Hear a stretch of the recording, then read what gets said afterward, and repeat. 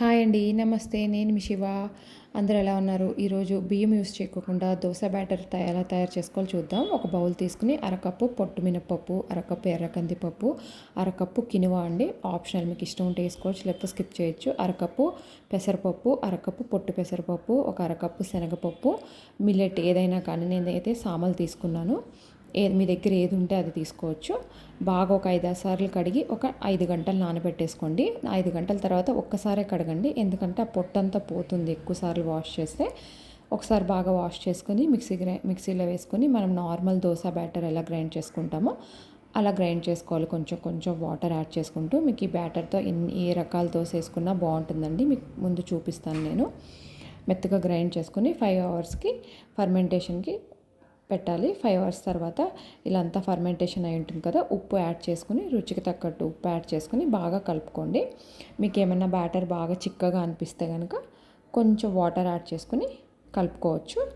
కలుపుకొని పక్కన పెట్టేసేయండి. ఇప్పుడు ఒక పెనం తీసుకుని, మీ దగ్గర ఏది ఉంటే అది, ఐరన్ అయినా నాన్ స్టిక్ అయినా ఏదైనా సరే తీసుకుని కొంచెం ఆయిల్ వేసి ఆనియన్తో అంతా స్ప్రెడ్ చేయండి. స్ప్రెడ్ చేసి బాగా పెనం వేడైన తర్వాత దోశ వేసుకోవడమే. మీకు ఫస్ట్ ప్లెయిన్ దోశ వేసి చూపిస్తున్నాను చూడండి.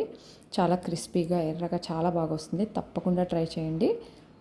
ఇది బ్యాటర్ మాత్రం మనకి 3 డేసే ఉంటుందండి. బియ్యం యూజ్ చేయట్లేదు కదా, త్వరగా పులిసిపోతుంది. 3 డేసే ఉంటుంది. ఇదిగోండి, కరకరలాడుతూ చక్కగా వస్తుంది. ఇప్పుడు నెక్స్ట్ మనకి ఫిల్లింగ్ దోశ, అన్ని పిల్లల కోసం మంచి ప్రోటీన్ దోశ ఎలా చేయాలో చూద్దాం.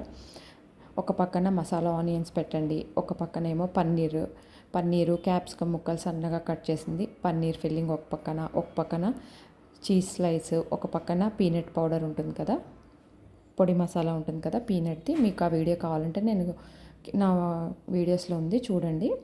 వేసి మధ్యలోకి ఇలా కట్ చేసి ఫోల్డ్ చేసి ఇవ్వడమే. తప్పకుండా ట్రై చేయండి.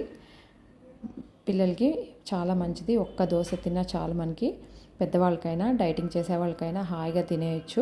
ఒక్క దోశ తింటే మనకి టమ్మీ ఫుల్గా ఉంటుంది.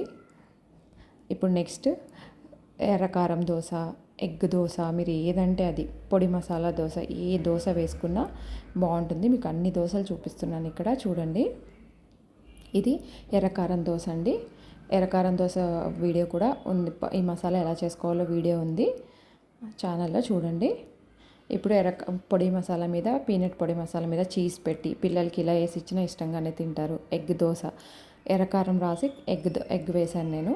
ఇది ఏ దోశలైనా వేసుకోవచ్చు. తప్పకుండా ట్రై చేసి ఎలా ఉందో చెప్పండి. వీడియో షేర్ చేయడం మర్చిపోవద్దు, కామెంట్ చేయడం మర్చిపోవద్దు.